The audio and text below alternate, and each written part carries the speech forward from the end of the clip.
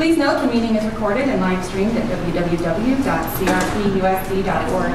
Members of the public are entitled to speak to any item on the agenda either immediately after the item is called by the board president or following background information provided related to the item at the board president's discretion. Each person is entitled to speak on any agenda item only once at any meeting. Although board members may seek additional information, participation in debate on any item before the board shall be limited to members of the board. Please fill out a comment card which will be given to the board president indicating the item you wish to address. Comments are limited to 3 minutes per individual and 20 minutes per item. I invite Debbie DeGoya for the flag salute. Good evening. Please stand. I pledge allegiance to the flag of the United States of America and to the republic for which it stands, one nation, under God, indivisible, with liberty and justice for all.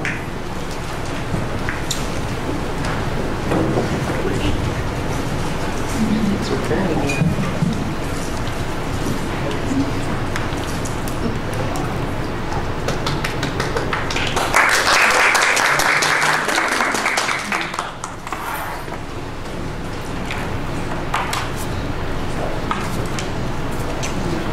Item B, approval of the agenda.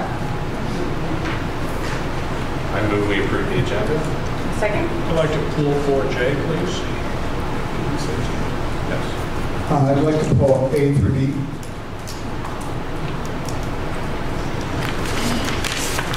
You say A through D? Yes. Okay. Can I get a motion to approve the agenda as amended? So moved. Second. My first and second, all those in favor? Aye. Any opposed? Item 2, presentations. They are not scheduled for tonight. Item 3, communications. Just a brief announcement. We have with us tonight our incoming Chief Business Official, Robert Marical, is our guest. So we're happy to have him.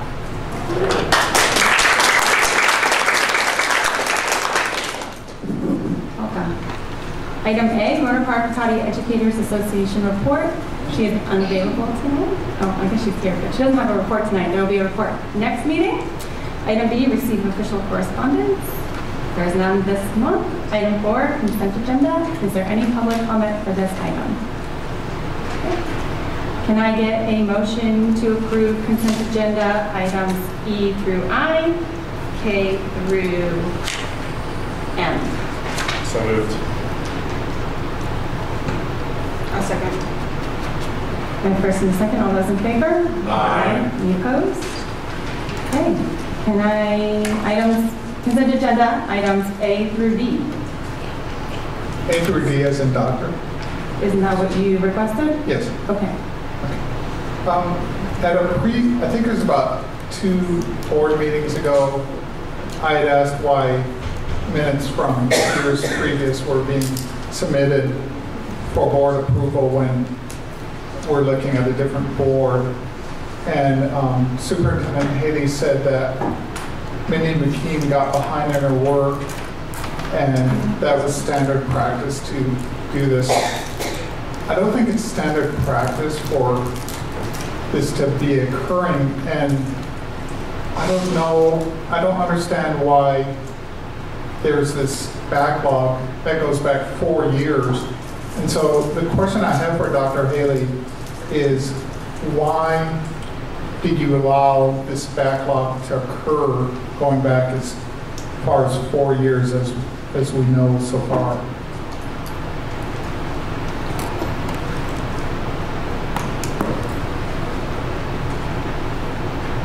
I have no comment. Okay. Can I get a motion to approve? I'm sorry. I have no comment. So the board has not given any explanation for why the backlog of 4 years has occurred, that you're just saying that you're not going to address the administrative breakdown at all? You're just going to let it stand that there was an administrative breakdown on your part? I think you said yourself that he's explained it at a previous meeting, and it looks like we're trying to get caught up now, so we can't change the past. We gotta just move on. If you don't want to vote on it because you weren't on the board, then that's your choice. Are we pretty caught up? Or we still have others to do? There's 8 more. 8 more. Okay, thank you. Can I get a motion to approve consent agenda items A through D? So moved.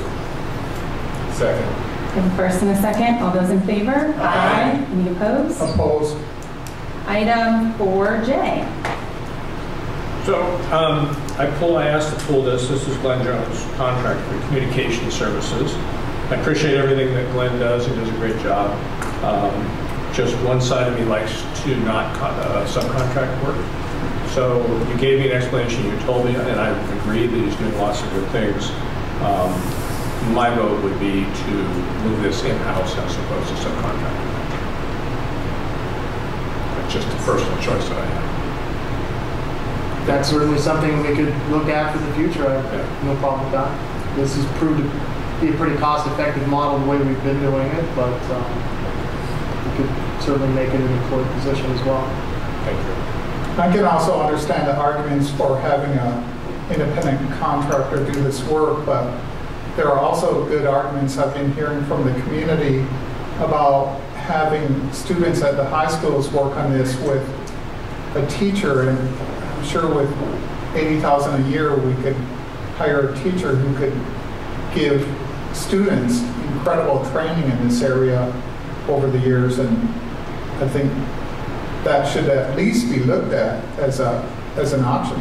We do that. We have a video program, and Glenn has consulted with them and helped them, but you know, their focus during the day is on teaching, and the students' focus during the day is on learning and not doing website services and videos late in the evening. There's also time constraints that are involved, so I've talked to actually the teacher who teaches the class as well, and it's not as easy for them to move as rapidly as Glenn does.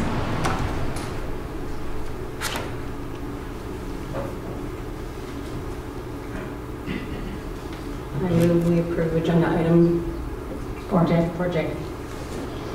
I'll second. We have a first and a second. All those in favor? Aye. Any opposed? Opposed? Item 5, educational services. Are there any public comment requests for this item? Item A, ratification of 2018-2019 California Interscholastic Federation representatives.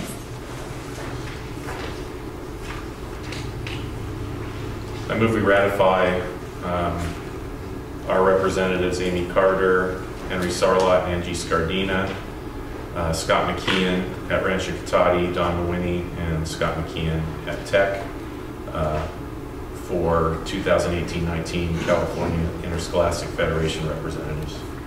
I'll second. Are there any questions? I have a first and a second. All those in favor? Aye. Any opposed? Item 6, personnel services. Are there any public comment requests for this item?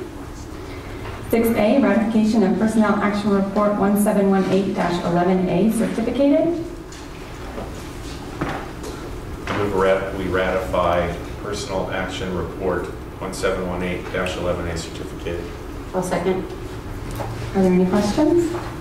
All those in favor? Aye. Any opposed? Item B, ratification of Personnel Action Report 1718-11B classified. I move we ratify Personnel Action Report 1718-11B classified. I'll second. Any questions? All those in favor? Aye. Item C, declaration of need for fully qualified educators.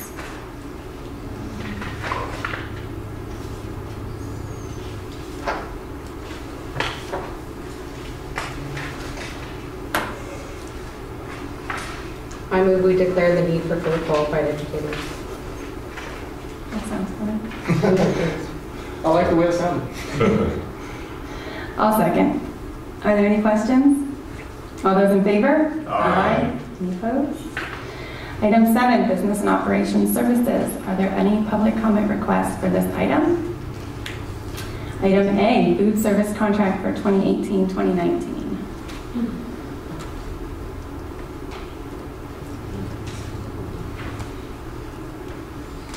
And the savings is because cost of food or less students. Change in the structure of the pricing, that's all. I'm sorry. It's a change in the structure of the pricing. Oh, okay. So,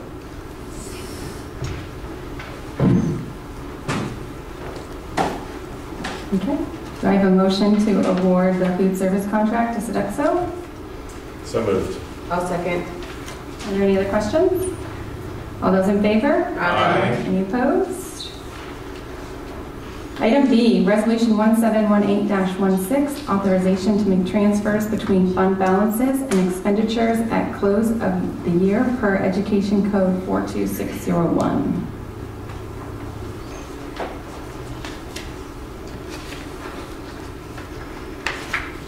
Sorry, I lost my place. So we do this every year. Is this less this year due to our financial situation, or is it it doesn't have anything to do with money, actually. It's just required so that we can, or the SCO can, make adjustments to close the books. okay. So it's very routine. We do it every year. I move we adopt resolution 1718-16 to make transfers between fund balances and expenditures at close of year per Ed Code 42601. I'll second. All right. Are there any other questions? Roll call. Trustee Wilchman? Yes. Trustee Orlaw? Yes. Trustee Nahn? Yes. Trustee Brown? Yes. Trustee Farrell? Yes. Item C, Resolution 1718-17 to establish temporary interfund transfers of special or restricted fund monies. I think this is your question, Len. Maybe no. No. I think this is the one you were thinking Yeah, of. referring. Are we Yeah. removing money because of?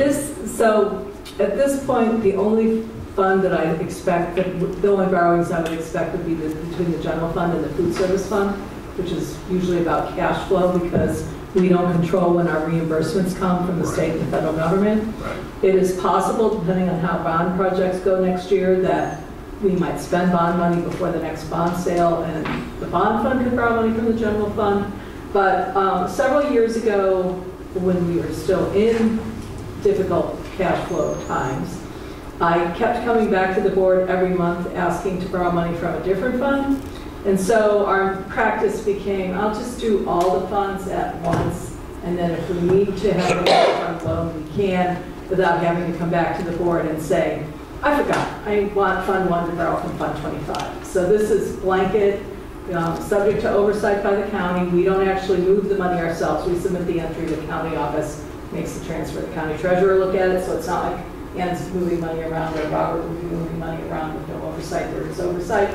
And we have to follow the law, which requires that we repay interfund loans before the end of the year if they're made prior to March 1st, or else in the following fiscal year if they're made after that time. So really what this just does is give us flexibility because we don't control the timing of our receipts from the state or our property taxes. And as the economy is recovered and property taxes are becoming a bigger part of our budget, it sometimes happens that we need to borrow from the other funds to ensure that we can cover payroll and deposit cash in all our funds.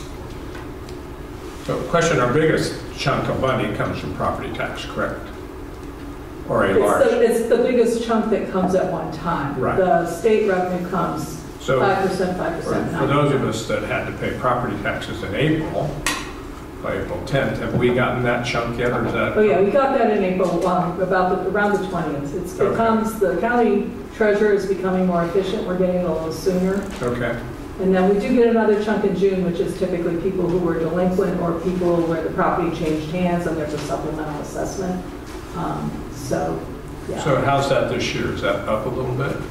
It's up over last year, but it's always hard to know what's going to happen in June. The money that gets posted to June is often not actually seen by us until July because the county treasurer is posting June activity well into the first week of July. So it's one of the challenges and why we want this capability because we sometimes don't actually know how much cash is coming in June. Right. And we need to be sure that every fund will be positive. And this is based upon our district boundaries, not, so if we were in Santa Rosa, they could be seriously impacted due to the fires and the property values of all those homes that burned. Yes, and the county treasurer, auditor, tax collector did do a calculation of that, what that would be. And actually, all of us are sharing in a small part of that loss because some of the money is allocated on a countywide basis. But for us, because we are direct funded by the state as opposed to being a property tax funded district, the state aid will backfill that lost property tax revenue. And for us, it was not very large. I think our share was a couple $100,000 maybe. So we're made whole. But in Santa Rosa, there are bills pending in the legislature to help them with their funding issues. So. Thank you. I move we adopt Resolution 1718-17, establishing a temporary interfund transfer of special or restricted fund monies. A second. Are there any other questions? Roll call? Trustee Wilson? Yes. Trustee Orloff? Yes. Trustee Nahn? Yes. Trustee Brown? Yes. Trustee Farrell? Yes. Item D, public hearing and adoption of Resolution 1718-19, developer fees. So I'm opening the public hearing. And I am closing the public hearing. Can I get a motion to adopt Resolution 1718-19 regarding developer fees? So moved. I'll second. Are there any questions? Roll call? Trustee Wilson? Yes. Trustee Orloff? Yes. Trustee Nahn? Yes. Trustee Brown? Yes. Trustee Farrell? Yes.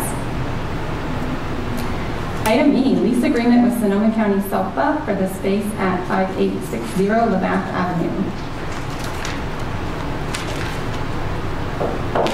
Question.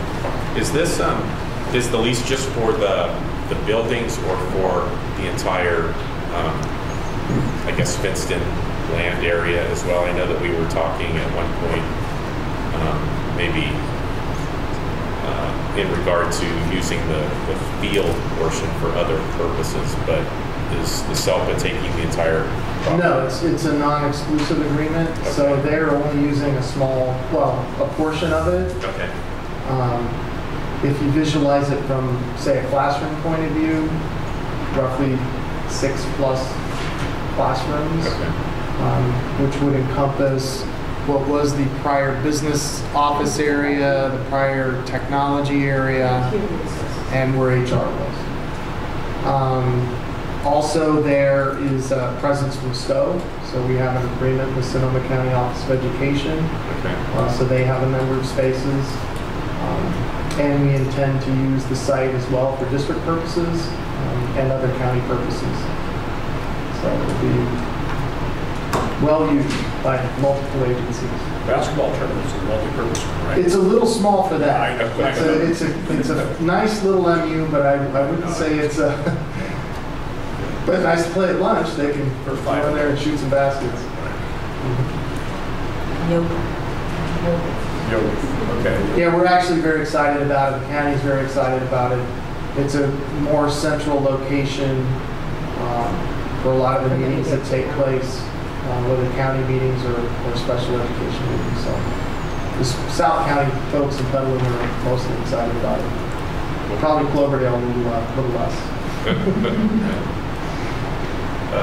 I move we enter into the lease agreement with the Sonoma County SELPA for space at 5860 Lavath Avenue. Second. Are there any other questions? All those in favor? Aye. Any opposed? Item F, ratification of commercial warrant register.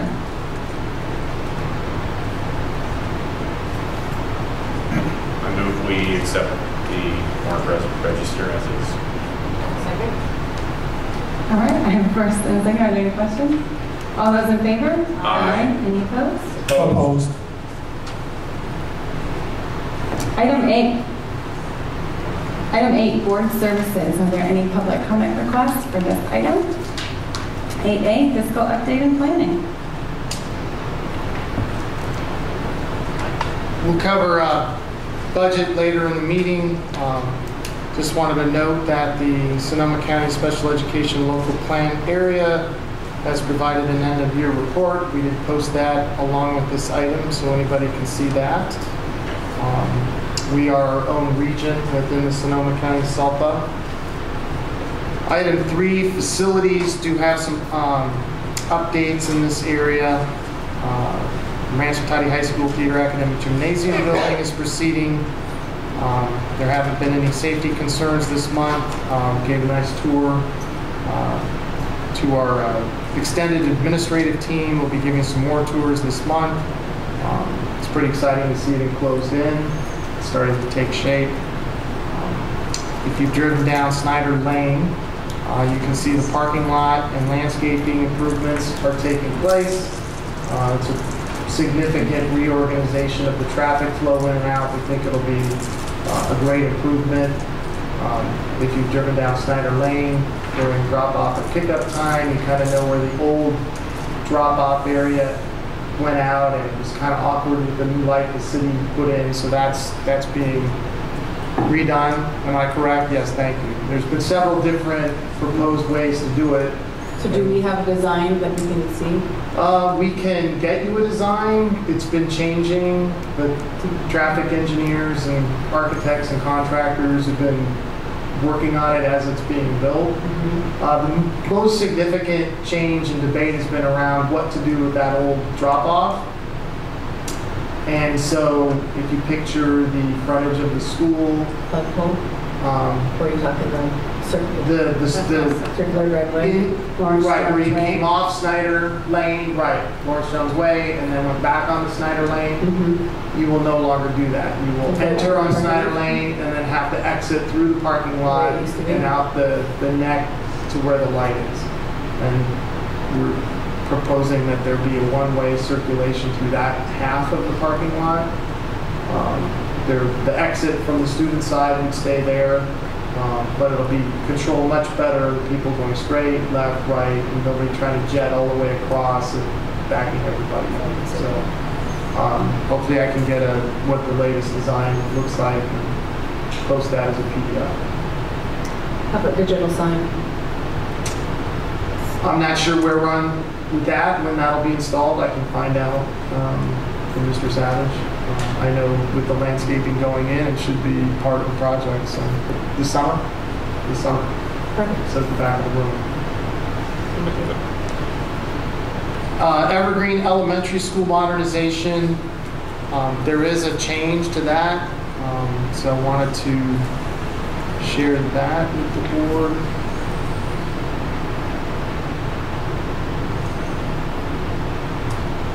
Here I do have a picture of the parking lot as it has changed.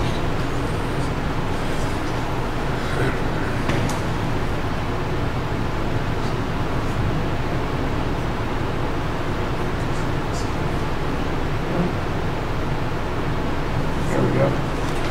Don't move it. So if you look in the lower left-hand corner, you'll see the proposed new parking area.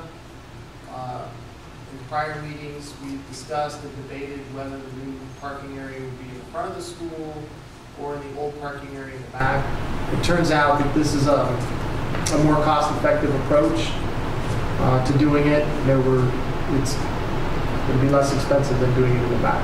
Is that in the back or the front? So what you're looking at is to orient yourself. Emily Avenue would be along the bottom, and the existing parking lot is showing the new multi-use room in half of it, and the other half is restriped. We actually retain quite a few parking spots there by changing it around and restriping it. Then if you look across the campus where the pod buildings are, which would be towards the getting oriented north side of the campus, there's a very, very large grass area that becomes pretty swampy in the winter anyway. It really doesn't get used. And so we'll put a new parking lot down there that should have about, I think, 26 parking spots. It'll have a green area along the sidewalk to offset it a little bit. But that's where we would propose to add the additional parking that's needed. The site's aware of this change. They actually support this change. It's what they advocated for. Yeah, I've walked across that area to get to the back, and that area is really, you don't want to walk across it. Yeah, and there's still a significant amount of green grass that'll be left to play on. Well, you still have the soccer field. And the entire Right, site. but is there anything we have to do with public safety regarding adding stop signs and that kind of stuff for ingress and egress? We can, I don't know if it's been discussed with them or not, but they're pretty cooperative in that regard. I don't know if we would need a new stop sign there or not. Well, that's at the corner, right? No, there's the corner's farther. It's There's like it's a 3 mid-block. houses. Mid-block, It's okay. mid-block. Yeah, I wouldn't think it'd be any different than what we have in our parking And lot. anyone going in there to park, in theory, wouldn't be crossing traffic. They would be going into the school. It's more on stopping so that they don't have anyone over. Well, we just gotta make sure there's not. Oh, within the confines of our parking lot, we would put a stop sign. No, is there gonna be a crosswalk? Yeah, We are we're No, just talking like we at would, the other end. no, I don't, we would not, because we wouldn't want people crossing there. So, I'm confused with this drawing. So on the left-hand side, next to the parking lot, is that a house? Yes. And then a vacant lot, and then a house, and a vacant lot, The and a back house? No, I think But they these are just forgot to draw houses. on Yeah, I those think two. these are just placeholders to show. Those are And then houses. above that, what is that? Circle? This is the end of a court, That's where they used to and be. this is where the person parks their trailer. And there's an existing undeveloped parking lot area right here, It's the old parking lot. which we originally looked at using that for the additional parking, but the cost of improving that and bringing the utilities and other things there that we would need is less than doing it here. No, I understand it. But And- where that court is the school property, where's, right through there? Okay. And we get a lot of rent for that guy that parks his trailer Well, on the thus far property, we've right? got none. He probably thinks it's a constructive easement. We would probably say differently, but. Right. Is that an issue if anyone were to get on our property? They shouldn't really be parking. At some point, we should probably Yeah, have a discussion. right. Yes. We definitely should get it. Yes. Yeah, I mean, unless it was my tree.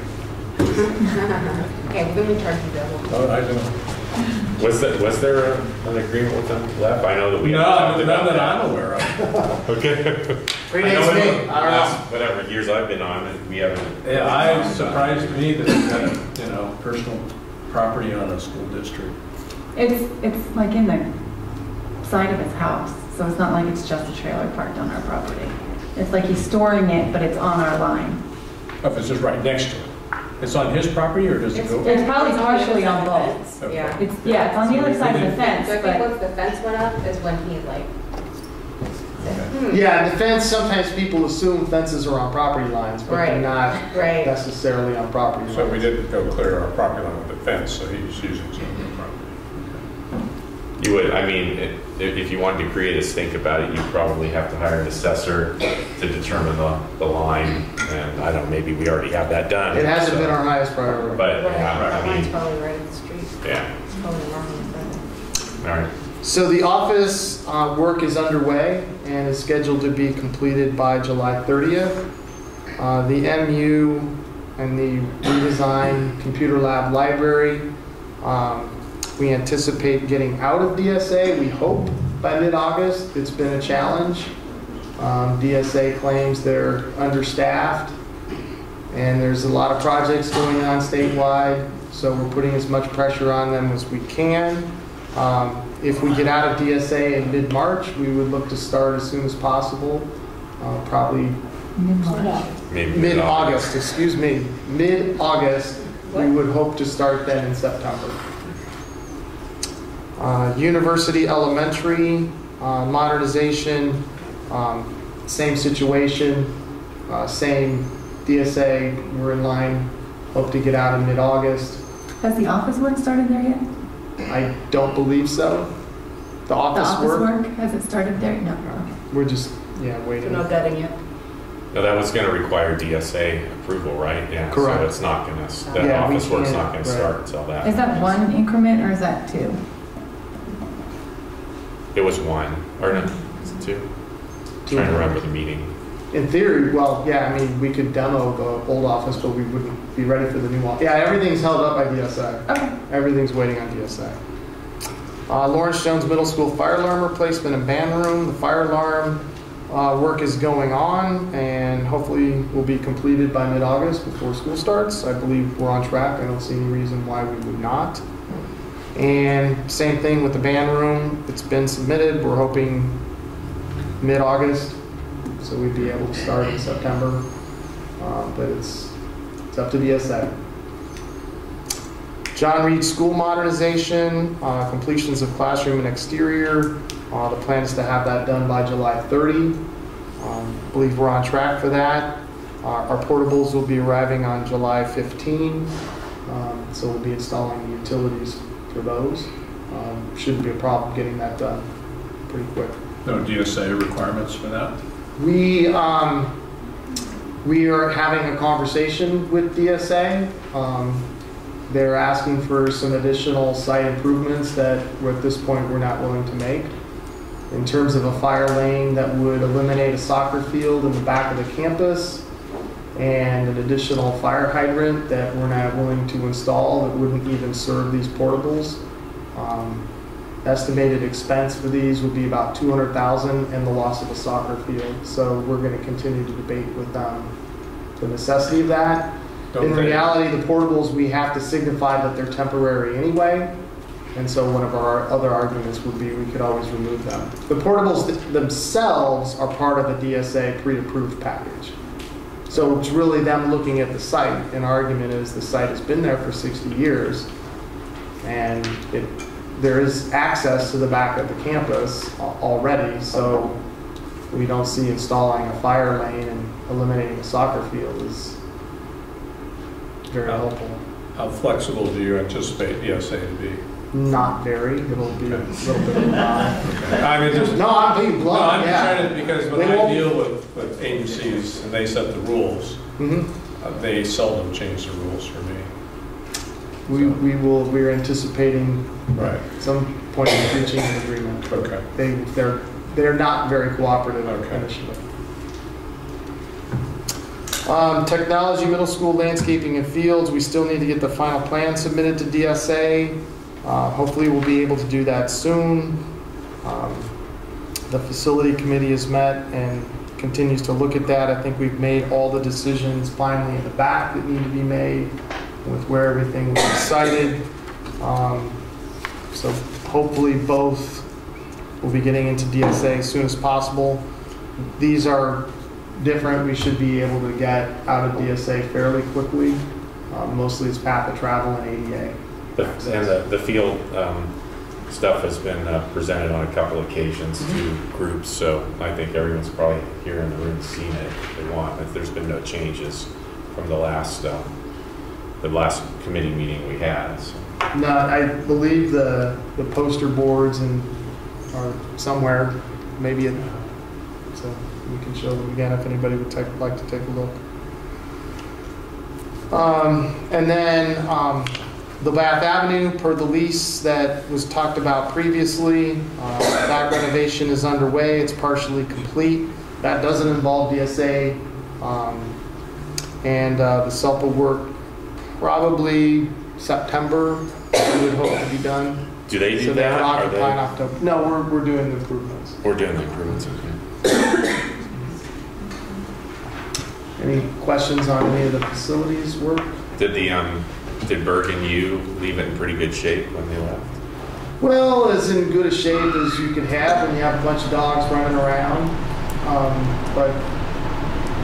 So there's a lot of renovation taking place, yes. A few chew marks in different places that we're having to repair. You had to compare Credo with Yeah, the dogs, they put their wear and tear in, but hopefully those are dogs that are out there helping people, and we've brought great value. Under school safety, I did attend on Sunday, most recent Sunday and Monday, the AXA Fatal School Violence Task Force meeting. That is continuing, and we'll have another meeting in August and another meeting in September, and hopefully something that we can share with the state community. And we are still participating in the planning of the Ensuring Safe Schools in a Changing World conference that we're hosting here in July. Looking forward to that. How are these compared to that? Are they similar? Very different. The task force is, hopefully our finished product is, guidelines for districts throughout the state, things to consider planning. There are going to be areas that there are high degrees of agreement and areas that have low degrees of agreement. We're looking at really categorizing prevention, then preparation and training, then crisis response, and then post-crisis recovery is sort of the main areas. In the area of prevention, that's probably the one that has the lowest degrees of agreement, we've realized. In terms of, recovery, that's probably an area that has the highest degree of agreement. Within the area of prevention, which is the working group that I'm a part of, there are areas we've targeted that probably within that framework have high degrees of agreement, such as improved mental health services for students, and then areas that have low degrees, such as physical barriers. Some propose, some are proponents for more physical barriers, single point of entry, metal detectors, and others think that that doesn't necessarily contribute to preventing fatal school violence. So each area has, in addition to providing a framework of things to consider when we plan, an understanding that different districts would make different choices. The conference in the summer is targeted at having a conversation with superintendents and school district officials from around the nation on the same topic, but not necessarily to produce a work product for here in California. I have learned it's very difficult to participate in a task force, and if you know me, that would probably be something I would reconsider next time. It's been very enlightening, getting a lot of different opinions, but you get 30, 25 people in a room and a lot of strong opinions. It's a very good mixed group. We have what are the backgrounds? Police officers, assistant principals, some superintendents. It's a really wide variety of lay people. It's a good mixed group. Federated Indians of Great Rancheria, the Community Investment Fund. Just to report to the board, I've been working with the Tribal Council's council behind the scenes. That seems to be at this point their preferred method of working with us. Hopefully, I'll hear back from them soon. At this point, we're expecting to hear back. I've outlined a number of spending measures that would be consistent with what we've used the funds for in the past,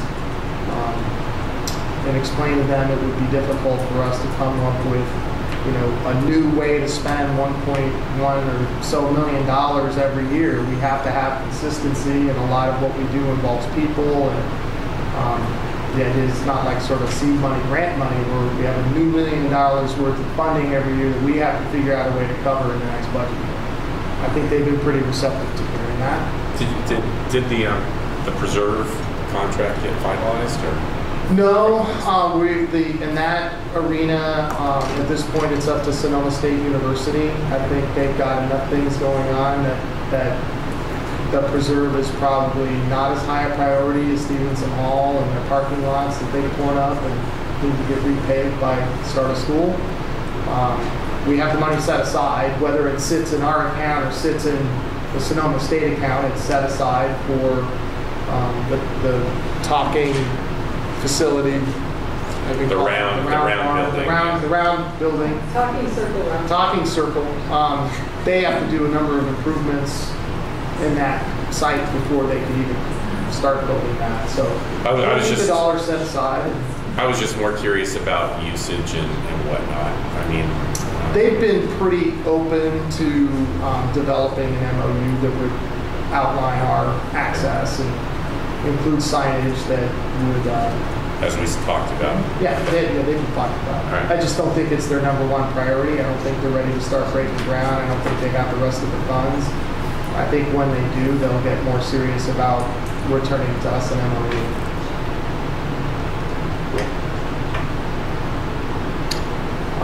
Really, that's it under 8A. I think most of the rest of that we can cover in terms of the budget items that we'll be doing this month in July 26th. Any questions on any of the 8A topics? I could say we do continue to receive lots of developer fees, so that's a good thing. Lots of permits pooled and lots of houses being built.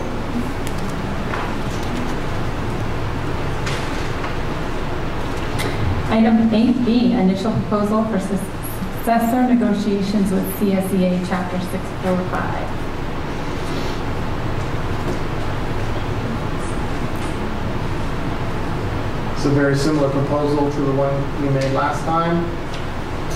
We've already been meeting with them, and we both committed to collegial negotiations looking at 2018-19.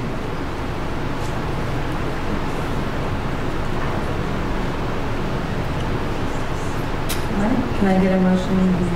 I move we adopt the proposal, the initial proposal for successor negotiations with CSEA Chapter 645. Second. Are there any questions? All those in favor? Aye. Any opposed? Item C, public hearing on proposed local control accountability plan, LCAP, for 2017 to 2020. I'm going to open the public hearing. I'm going to close the public hearing. Item D, public hearing on 2018-2019 proposed budget. I'm going to open the public hearing. Please leave the hearing Yeah, open. I'm going to have that written down. And So education code requires that we discuss our projected reserves during the public hearing. County office's intent on making sure that we do that. So this document was part of your package. And I do have to say at this point, our budget is a very preliminary projection. We are hearing what has been reported out about the conference committee on the state budget, but they haven't actually released enough information for us to fully reflect that in our budget. We're hearing less one-time money, more money towards the local control funding formula, but we don't exactly know what that's going to look like. So the timing is always interesting because we have to finish without knowing what they're really going to do. And you're just going to leave the trailers to the new guy. I have every confidence that Rob will figure it out. We're working with Ray, everything will get worked out. So in terms of what we have here, and I apologize it's small, but we use the county office's form because that's what they like to see. The reserves, projected reserves in the general fund of $1.3 million. Fund 17 to nearly $2.7 million, so a total of just over $4 million. Our required reserve for economic uncertainty is 3%, so that would be $1,956,000. So that means we have another $2 million that we have to justify why we have it. What we are saying is that in the general fund, we're reserving $500,000 for instructional materials. The board has previously approved new textbooks for elementary math. We have annual purchases of advanced placement books because we're expanding our offerings. And then we have other kinds of instructional materials we purchase on a regular basis. We're also doing some other additional math materials at the secondary level. Can I just jump in and editorialize for a moment? This is an unfortunate downside of going to the local control funding formula.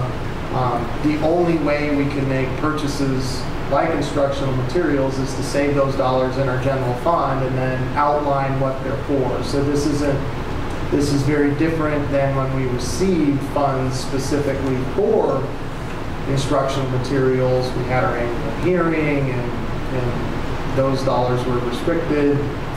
So this is just the way that we have to do it. Then in the general fund, we have $844,000 that we're calling the budget stabilization reserve. As the board knows, every year we make assumptions about enrollment and staffing. Sometimes there are adjustments to that when we get to the start of the new year. This year, the biggest reason we have that reserve is the potential changes in the state budget. So I feel confident that by the time we come back to you on June 26th, we will know more about what to put in our budget, or the county office will have told us what they want us to assume, given that there is uncertainty, and that we are prepared to address any adjustments we need to make. Then in Fund 17, our special reserve fund, we have now gotten that fund up to 4% for board policy. After years of struggling to make our 3%, we have finally put the money there, so we are at 4%. And then based on our current budgeted level of expenditures, the amount of money in Fund 17 is actually a little bit extra. So that's another $83,000 of budget stabilization. Any questions? Does this budget take into account additional cost in PERS and STIRS? Yes. Have we got that all covered? Yes. And are we anticipating larger increases in future years? So it's interesting because we get updated estimates multiple times a year. We are using the school services dartboard projections for those rates, and they do rely on what. So STIRS is set in law through 2020-21, I believe. PERS is set annually by the PERS board, but they do publish estimates every spring, and that's what most districts use in their budget. So we plan for those. We know that when we get to 2021, the legislature could make an adjustment to the STIRS rates, and the PERS board can make an adjustment in any year. It could be more or less what we were planning on, but now that we have more reserves, we have the ability to adjust to that. And of course, STIRS is much bigger impact on our budget than PERS does. So. Okay, because we were, forecasting doom and gloom on that a while back. Well, it's not fun. No, it's a huge cost. It's a huge cost, but we're planning for it. Yeah, I was at an event yesterday at SCO, and I could tell you that, we're better off than almost close to every district in Sonoma County. I mean, you should be congratulated for that. To listen to other board members in other districts, especially Santa Rosa City, West County, they're dying, in terms of their budget. They're having to make cuts that they didn't envision that they would have to cut. And here we are putting money into reserves. I think you should be commended. Thank you. Thank you. And to some extent, we could see them coming, so I would say I've been saying more to requests for staffing than more. I've been saying no more often than I might like to, but it's because you know that you're not just looking at the cost of a position this year. You're looking at the fact that that person will get raises, that PERS or STIRS will go up, that health and welfare goes up every year because we don't have our cap. So in thinking about someone's desire to have an additional staff member, it isn't just this year. It's that why add a person if I know that next year we have to lay them off? That is not good for anyone, not good for students, not good for the potential employee. And we don't do that. Correct. We don't believe in layoffs. So we're trying to plan prudently for what is affordable and sustainably affordable. Sometimes people are frustrated with me, but that's we could the update for the board on 26th. I can discuss with CBO Barron the chart that shows the increases in the STIRS costs, because they are substantial. We've just been planning for them. They haven't gone away.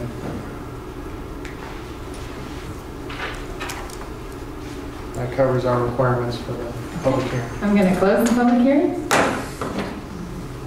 Item E, Resolution 1718-20, committing fund balance in Building Fund 21 to Rancho Cotati Stadium turf replacement project. We discussed this with the board. It's actually been discussed many times at many board meetings, and we put it in form of a resolution setting aside 1.5 million for replacement of the turf. It may need more than that, it may not, but at least we have that set aside and committed so that we know that it'll be there when we do need to replace the turf. It's a reasonable estimate. Forecast, are we 3 years out, are we 5 years out? We're already at the original projected lifespan. Right. But We've done a we've pretty been really good job conservative about maintaining it. using I'd say less than 5. Yeah, it says Certainly. 2 to 4. Yeah, less We're than 5. starting to show. Okay, I just wanted to get an Yeah. idea. We knew it was coming. We were talking about it since we put it in. It's like, I need to replace this. Mhm. I move we adopt resolution 1718-20, committing fund balance and building fund 21 to the Rancho Cotati Stadium turf replacement project. I'll second.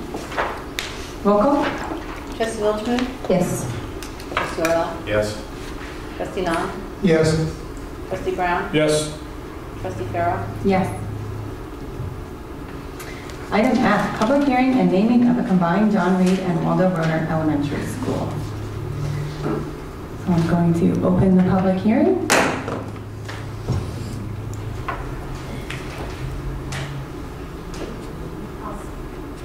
You can just come up to the podium. You don't have to raise your hand.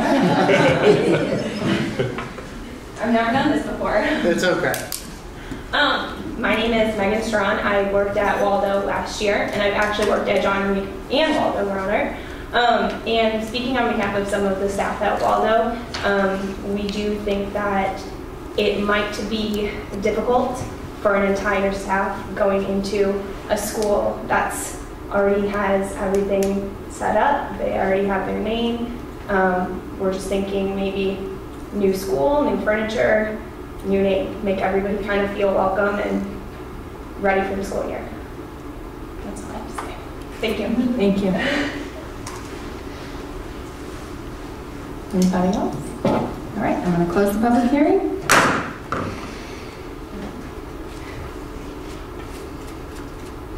So, a needle pulling thread.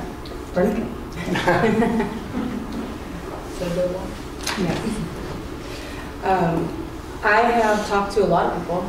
I did my own little survey in social media on Facebook. I've talked to people, I've gone out for coffee, talked on the phone, gotten emails.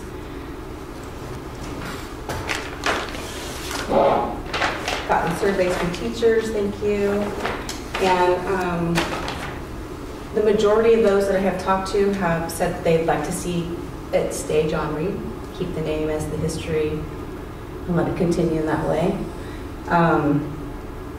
So I want to take that into account. I also want to take into account that we are merging and bringing teachers over to John Reed, and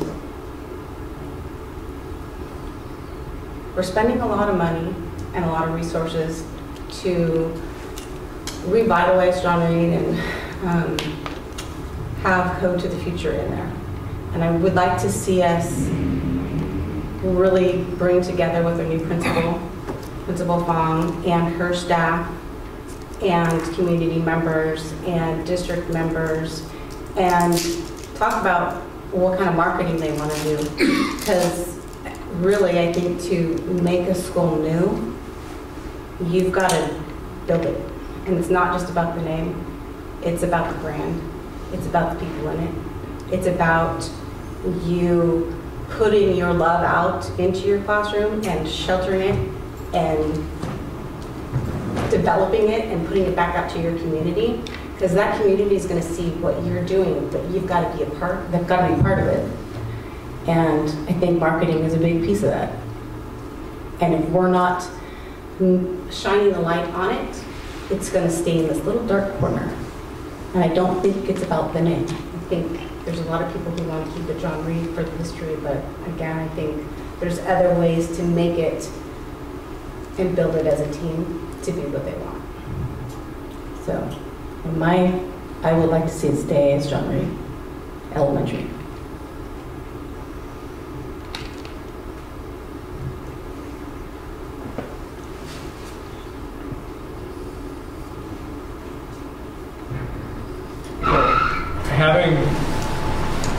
having gone through this before, we heard the same request about new school, do that, do this, and we did that when we combined the two middle schools. So I understand that. I understand the history of Rohnert Park and John Reed and Waldo, and I don't think there's a solution to make everyone happy. So I kind of understand the new name and I understand the history, so I'm kind of perplexed as to which way to go. We got beat up last time for changing the name. Probably get beat up this time for whatever we do. So anyway, it's a well from this seat, it's not a win-win situation. So just can't make everyone, And I don't know what the best answer is.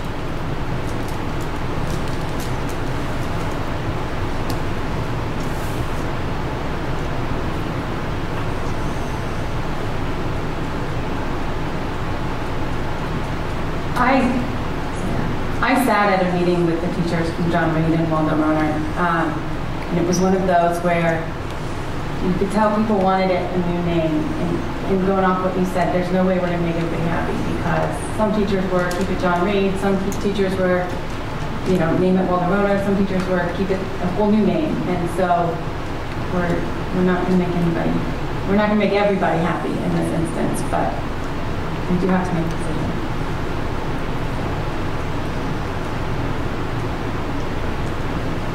So when we name, how do we go? I think like Lafayette University just kind of happened. I don't remember having a hearing, for changing that name.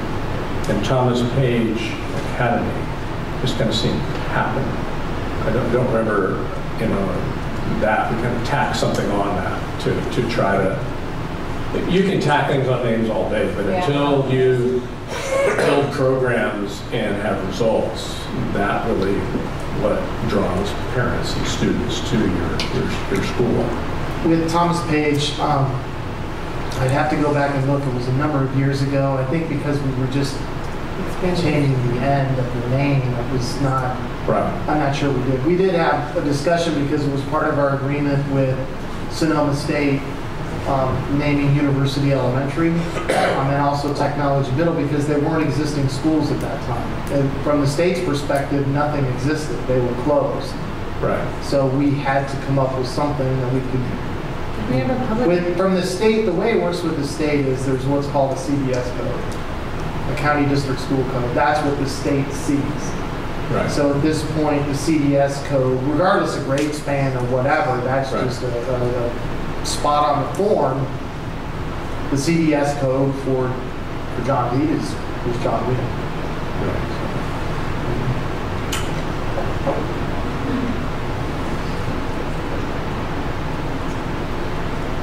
I just go back to anything.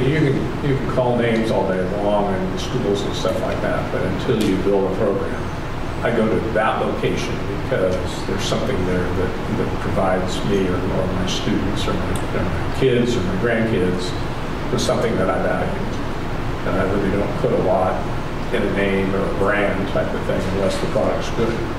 Don't want to advertise for this company, but I mean that's just the bottom line for me. You got to build programs. You got to whether it's music or arts or Excel or tech learning or code of the future, whatever. We have to concentrate on those programs because that will help our enrollment grow and help test scores increase. You just have to market it so that it's available.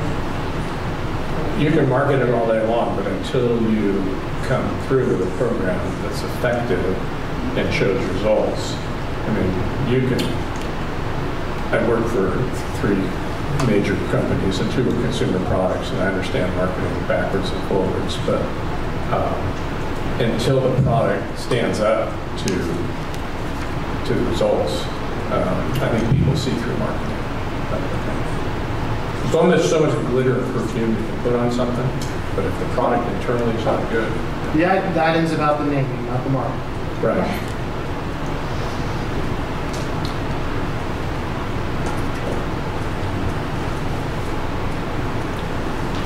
I'm going to make a motion to make it be John Reed Elementary.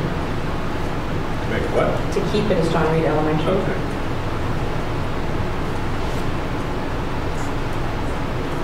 Okay, do I have a second?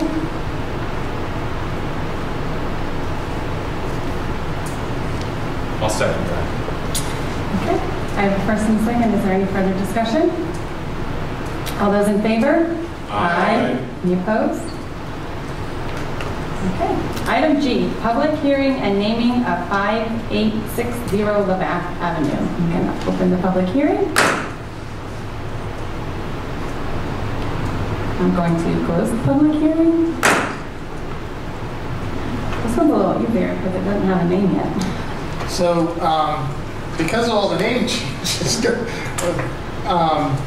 and the renovation work going on at Labatt, 5860 Labatt Avenue, we've had to tell people where to go and explain it to people from the county. Like Costco. So, yeah, well, and we did some research. It's never really had a name.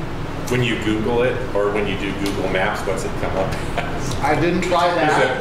Is it Bergen or? Actually, it's Bergen. Yeah, you're right. It is Bergen. Whatever. Yeah. When it was originally built, it was El Camino. Then it later housed El Camino and Phoenix. Then when those schools moved, District it was empty, and then the district office, so it was just known as the district office. Then when the district office moved and it was empty, it was just we called it Labatt. And when Bergen moved in, I guess they called it Bergen. So I think it's an opportunity for us to give it a name. I think there is some marketing and branding value to it. We're going to be hosting a lot of meetings for districts around our county, and we need to tell them where to go. So I would also suggest that the name be something that's not too creative, but really lets people know where they're going. We have a bit of a precedent with using the educational center terminology, so something like Rohnert Park Educational Center would be very easy to tell people, oh, I'm going to a place in Rohnert Park where I'm going to have a meeting. But it could be anything else. But my hope would be that we have something that allows people to understand where they're going. 5860 Labatt Avenue. That's another name that, it would be a bit odd, but we could go with that. Doesn't look pretty on those signs. Whether or not the board wants to take action tonight, it could. If you want to on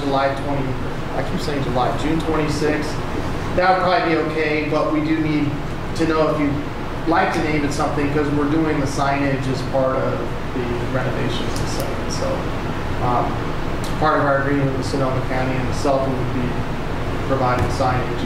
We want our name at the top. So How much do we plan on spending on signage? not too much. I mean, something nice. Is it kind of thousands, not Okay. tens of thousands. like our technology sign or? Oh, like, are you talking on the building signage? Or are you Signage for well, first of all, a name that it would have. Right. So, like a monument out front that would let people know as they're driving down Labatt Avenue, oh, that's where I'm going. Within the facility, we probably have some similar signs that outline where the CELPA is located, where the conference area is located, where the county office classrooms are located. So like those letters you're poking into the wall, that would be the internal sign. Plus, we have a precedent now with the cement signs. something out front. Monument signs. It's not. Yeah, we're not talking about large amounts of dollars. It's also just the ability to tell people where they should go. So I mean, I have no problem with naming it. I have no problem with Rohnert Park Education Center. I mean, we can put it off 2 weeks and I'll probably come up with Rohnert Park Education Center. So, I mean, if there's a better name, I mean, I'm happy to wait until 2 weeks. Add Cotati to that, not just Rohnert. well, we thought about that, but again, our hope mainly with the name is to let people know where they're going, and this particular site and facility is located in Rohnert Park as opposed to in Cotati. I have a problem with that. I think we are the Cotati Rohnert Park Unified School District, and that could be the Cotati Rohnert Park Educational Center. I'm open to whatever the board as a whole wants to do. We thought that might get a little confusing with where we're at as our district office, and we don't want people coming here when they should be going to a meeting over there.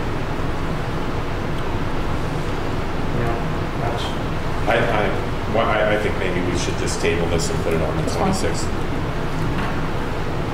And my two cents is, if you're just going to say Rohnert, I'd rather see an educational center, at that address, and not call it the Rohnert Park Educational Center, because we're two cities. That's just my 2 cents. Well, we're also unincorporated Sonoma County. Right.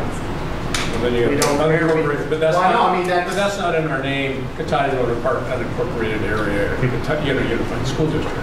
That won't fit on letterhead. Okay.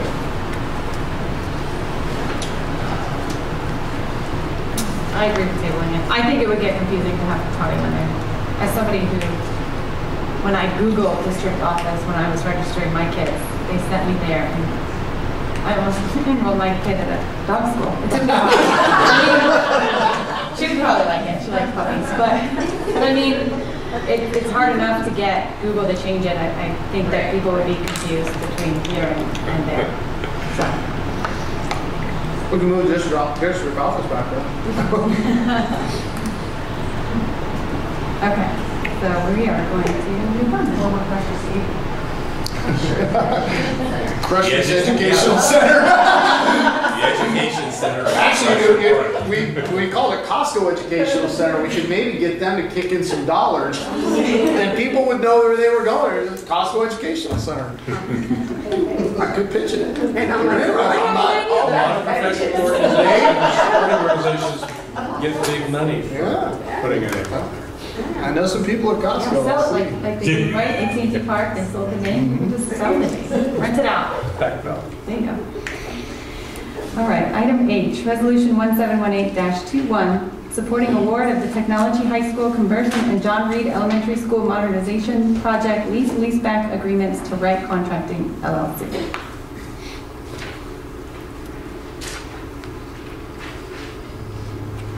I move we adopt Resolution 1718-21, supporting the award of THS conversion and John Reed Elementary School modernization project leaseback agreements to Wright Contracting. I'll second. Are there any questions? Do you have any ballpark idea of the total cost of this project yet? I was going to mention that. As a ballpark, we've set an initial budget of $10 million. So 5.25 would come from the new agreement with Sonoma State. There was a lot of existing work there to be done. So when you say $5 million comes from Sonoma State, 3 comes and then 2 from us not spending. 2.25. Yeah, right. For not doing that. So really 3 comes back from them, 2 from our existing budget that we have that we would be paying them. Right. We'd already had those dollars set aside. Right. So those money that's already set aside, they're giving us 3 back, and then the other 5 comes from the bond. The bond, and we have ample bond funds for that. Okay. All right. Okay. So we'll know in the future if that 10 million is a good ballpark. When? I would say September-ish. They're hoping September. Wow. I mean, we can work. One of the things that we had to do is direct the architects and the engineers, right, and give them some idea. I mean, they work off estimates. You know, it's not a price until you have a contract. So I'm looking back for 10 million would be enough because we put. I don't know. I don't see the extensive plans because I'm not on that committee, but. At Thomas Page, we redid the whole school. We spent, was it 17 million? There was a significant. Yeah, and then at Crane, we spent 14 million, roughly. My memory serves me right. Somewhere in that neighborhood. So will 10 be enough? We're looking at 10 as probably the hard construction cost, so that's another 15 to 20% on top of that. So yeah, I think it would be enough, but if we think that it's not, we would certainly let you know. Okay. It's a working estimate. Right. The backbone of those campuses are really solid. I mean, looking at the work our own staff is doing this summer at John Reed Elementary, and is impressive. So the interiors of the classrooms, a lot of the costs will be very similar to what we're doing at John Reed this summer. And then it's the furniture. You know, a lot of it, furniture is an expensive proposition. So there'll be a cost for furniture. Bring your own furniture with your backpack. Well, yeah, that's probably not gonna happen. Yeah, there's been a lot of boards put up for various groups of people around town. There was a specific meeting for Tech High, the Tech High population, both incoming there, and there were probably some others that were there as well. And it gave a pretty good overview of what the proposed look was going to be. There's the meeting that the facilities committee basically was looking at those plans and putting a price, trying to put a price to it. And those plans are, I'm sure Rob could easily bring the boards, or I think Don had the boards over at Tech High, so if you wanted to go over to Tech High, you could probably go see them. But well, and from the Tech High Parent Night, did Jen Ann put, we talked about putting her presentation on the website. Did that get put on the website? I would have to double check. Because I know we talked about that, so that people that couldn't make that meeting could. yeah, it was the plans that you know, we want to make it a high school. It needs to be a high school. It can't be a high school masquerading as an elementary school or vice versa. So a lot of the plans are, you know, bringing it up to high school standards, you know, and also keeping, you know, the Tech High, you know, Tech High is well thought of both nationally and in the state, and we want to make sure that everyone understands it's not just about the building. Yes, it needs to look like a high school, but as you've already indicated, we already have a really good standing both state and nationwide, and that's really what we're pushing, is that, hey, you know, this is, you know, in the top couple percent in California, and nationally it's, I don't know, Don probably knows, but it's U.S. News and World Report worthy. So, you know, we don't want to cheap out on this project. We want it to be Tech High, and I know that everyone at Tech High I've talked to is very excited about the plans that's been presented. I would invite you, to go and see those. We can even have them here for the June 26th meeting. I almost said July again. Again, there's not that many changes to the buildings. We're not making any structural changes. One of the classroom sections, there'll be some additional walls put up, but they're not, it won't have an impact on the load-bearing walls, just so there'll be more lab space. And then in another one of the classroom buildings, moving interior walls around that are not load bearing will create two different shops, a wet shop and a dry shop. And then in the kindergarten building, again, moving non-load bearing walls around, we'll have a student commons area that would be in addition to the cafeteria. The MU won't have any structural changes made to it. So it's using the existing backbone of the campus, just making a lot of interior changes in some areas. The classrooms that will remain as classrooms will basically get the same kind of work done on them that we are doing at John Reed. My concern is 322 students are at Tech High, 5,800 in the district, that we just keep our eyes focused. You know, while Tech High is an outstanding program, and it's outstanding for 322, you know, we have a whole population of other students that I think are underserved due to demographics and other things that we need to maintain a focus on also. Well, we are projecting probably back to 360 next year. We did have a Right, but even if it's 360, What- 400, or 500, we still have over 5,000 students. But I just don't want to inappropriately give our higher achieving students better facilities But- at the expense of something. I know I we're don't, doing. yeah, I don't think anybody's advocating for that, so I We're don't. fixing facilities all across the district. No, I know, mean, but at the same time, maybe we put an extra $5 million into John Reed for the state-of-art stuff too, or our lower demographic. Well, they are getting new furniture, aren't they? They're getting John that- Reed's I that- just want to make sure it's Yeah. balanced. I would love to, if you'd like, give you a tour and take you over to John Reed. I think Sure. we're doing some amazing work. Right. They'll have, we won't have it all done this summer. I think there'll be some more work to Sure. do. But we'll have quite a bit done when the students arrive for fall term in August. I don't know why we call it fall, call it summer. If we look at our lowest socioeconomic schools, it would be John Reed, Thomas Page Academy, Tech Middle, and Rancho Cotati High School, and all of them have received, well, and now Richard Crane or University Elementary, they've probably received the most work at this point. Our highest socioeconomic schools would probably be Monte Vista, Hahn, and Evergreen, and they've received very little. So I'm sensitive to what you're saying, but I think we need to let the community know that that's. No, we're doing it with that, but I'm just saying if you divide through the numbers, 350 into the total spending thing, there's a higher proportion of money spent by those students than the lower students. Well, we're gonna, because of the campus, the way it's, the size of it, University Elementary will never be a large school, and it wasn't a large school when it was open in the past as La Fiesta, so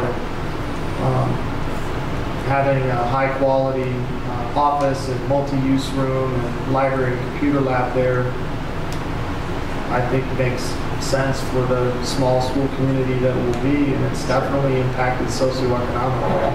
Well, and I think if we circle back to the master plan, Kevin has alluded to this, I think even when they were here for our special facilities meeting, that John Reed and Waldo Rohnert, they didn't need that much work. Oh, the in school, master yeah. I mean, plan. that's, They're very well that's the nice built. thing about those two schools. I mean, they are They've held very, up. very well constructed.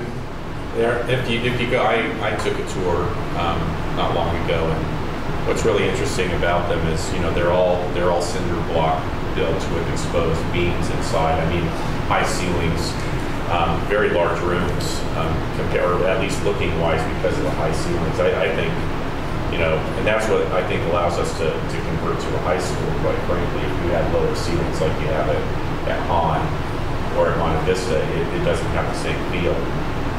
Well, those are mostly portables. Yeah, well, Yeah. Hahn, yeah, you're right. No, honest, most Yeah, of those mostly portables portables. are just dressed up to look like buildings. Right. We do a pretty good job with it, but Right. they're portables.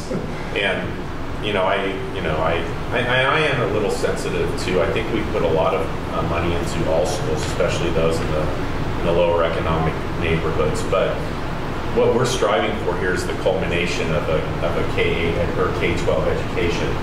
We want our kids to stay here and go to Rancho Cotati High and Technology High School.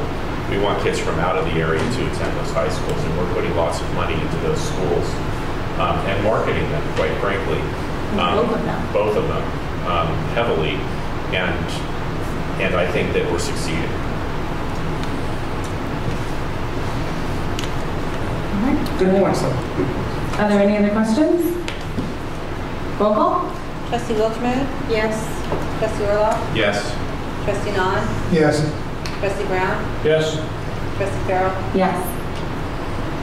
Item I, revision of board policy and administrative regulation 6164.6. Identification and education under section 504. Is it not in the dash?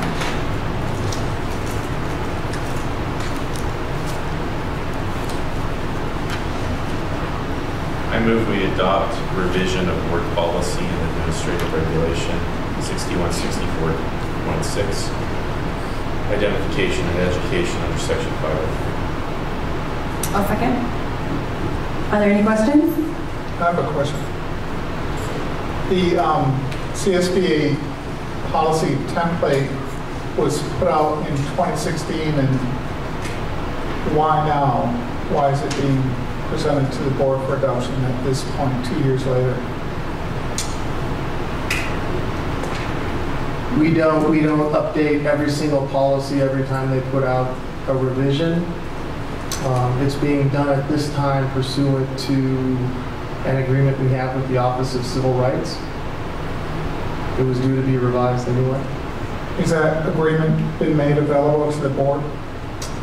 I don't believe so. I'm not sure certainly can be. I have to double check that it's a public record in that regard, but I don't see any problem with that. Yeah, I'd like to see that. Sure. And this was not connected in any way to the recent SPED audit?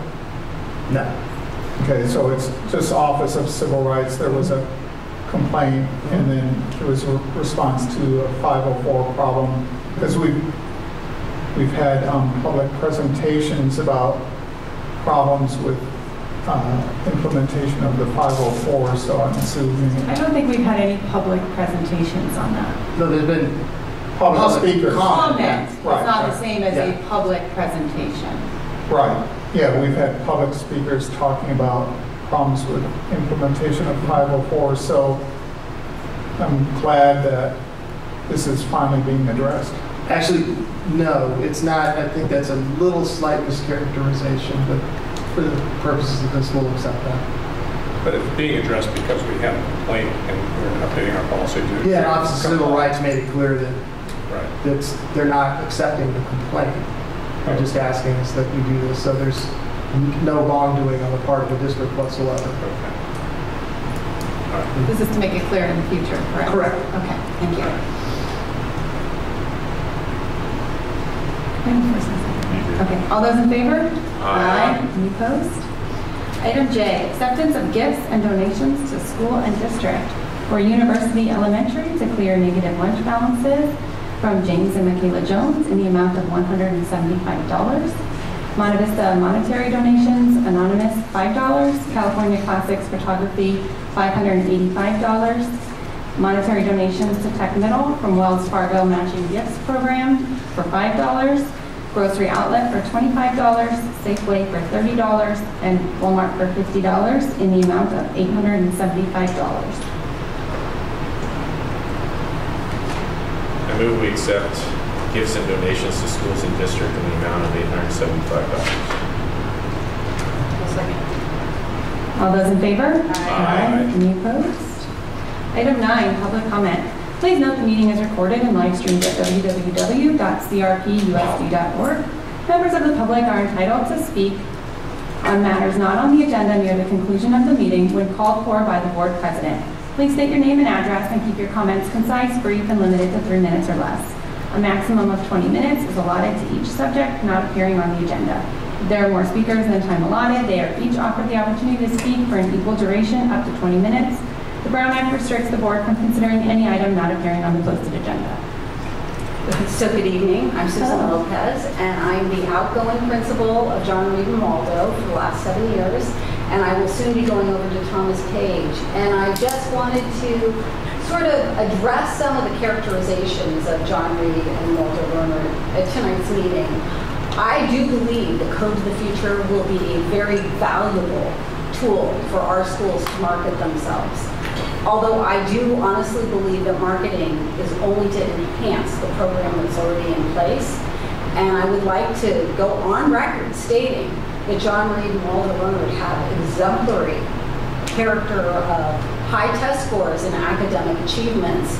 And in the last 7 years, our teachers have worked tirelessly and our students have really made gains that are astounding to be some of the highest test scores in the school district, which when you speak to things like Title I and high poverty and underrepresented groups of students, John Reed and Waldo Rohnert, when they're combined, will have demographics that certainly match something close to Oakland or any other inner city school. That's the ratio of socioeconomic impact of those schools. And for students that are that impacted, many who enter kindergarten and TK with no English, with no preschool, and who've never actually been away from their parents until they start school, to outperform students like Han, that students who've had more privilege and opportunity in their life, I just feel that I have to say on behalf of the teachers who've worked for that and the students who have achieved, that they can stand and be proud and say, Code to the Future will enrich us, it will not define us, because we're already really terrific. And the combining of these schools, times change, you know, neighborhoods change. There are things, schools open, you know, open enrollment, that kind of thing, which impact older neighborhood schools. But I believe in my heart that those schools are strong schools with a strong foundation, which will only be enhanced. And I hope that is something that Dr. Fong is able to, more successfully than I was, really project out into the community. But thank you.